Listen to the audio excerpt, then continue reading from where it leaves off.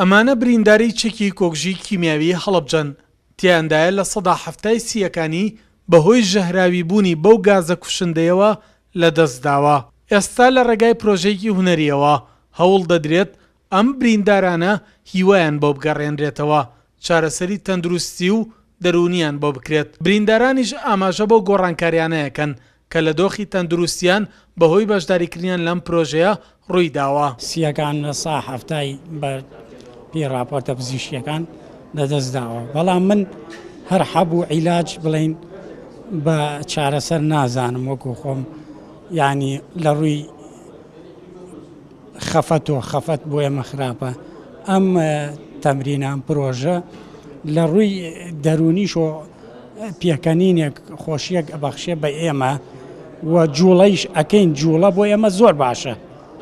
من خۆم بەرکەوتوی کیمیام و خوشکێکیشم وەسعی ئەوژەر بگە ئەو وەسعی خراپترە تا حەدی من زیاتر ئەجوڵێم و بەس ئەم پرۆژێکی زۆر باش هەم بۆ شارەکە و هەم بۆ بەرکەوتوانی چەکی کیمیای داوا دەو بە ڕێزانێکم کە لە ماڵەکانی خۆیانان یا لە سونەرەی کە مەجای سەرداری ئێران هەیە داوای دەو بە ڕێزانەکەن بێنە ئێرە هەم سوودێکی زۆر باشی بە ئێمە گەیانەوەکو دەم بودێتە تقریبا نزیکی دە ڕۆژێکێ بێت. ئەم پرۆژەی هاتووە دیارەدین بۆ ئێرە ئەوەیە کە خۆتان بینیتان بە چاوی خۆتان بەپی توانە بەپی ئەوەی کە لە توانەمانە هەیە ئەو یاریانەکەین اینجا ئەو هەناسە هەڵەمژین قوڵ ئەمێنێتەوە لەسەر سنگمانە دوایی لەسەر خۆیەوە دیارە ئەبێتە هۆی گەورەبوونی سیەکان و ئیسفادەیەکی باشی لەکەین و ئۆکسجین باش وەرەگرین بۆ خوێن.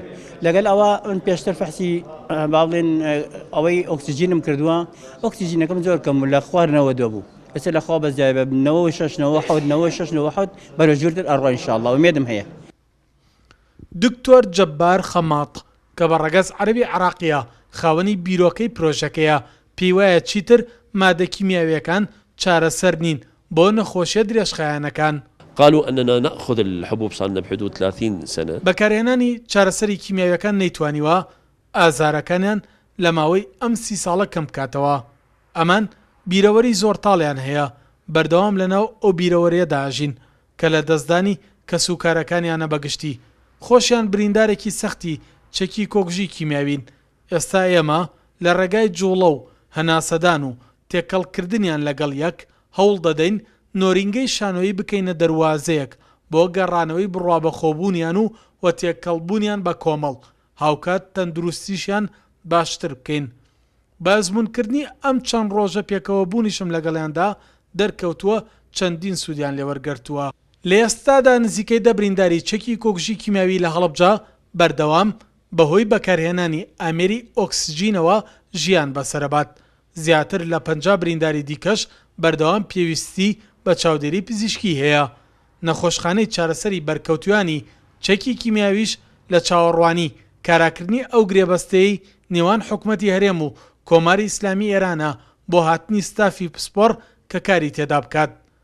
سەرباری ئەمانش ئێستا لە ڕێگای ئەم پرۆژەیەوە هەوڵ دەدرێت برینداران چیتر چاوەڕێی چارەسەرە کیمیاویەکان نەکەن بەڵکو بە تێکەڵکردنیان بە کۆمەڵ و بەشداری پێکردنیان لە چالاکیە هونەریەکان هیوای ژیانیان بۆ دەگەڕێننەوە.